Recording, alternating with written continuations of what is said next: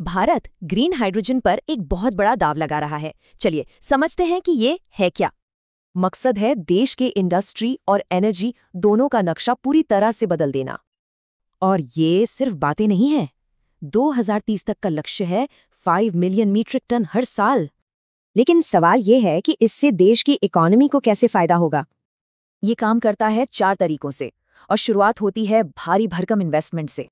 इससे एक जबरदस्त रिपल इफेक्ट बनता है जो पूरी इकोनॉमी में फैल जाता है। तो फिर नौकरियों का क्या? बिल्कुल, ये भी इस प्लान का एक बड़ा हिस्सा है। 2030 तक लक्ष्य है करीब 6 लाख नई नौकरियां बनाने का। और ये नौकरियां होंगी मैन्युफैक्चरिंग, ऑपरेशंस और लॉजिस्टिक्स जैसी स्किल्ड फील्ड्स में। अब बात करते हैं ग्लोबल लेवल की। क्या भारत एक एक्सपोर्ट सुपर पावर बन सकता है?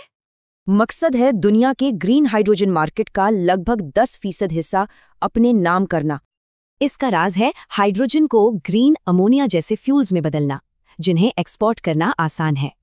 तो इससे ग्लोबल एनर्जी ट्रेड में भारत की जगह कैसे बदलती है?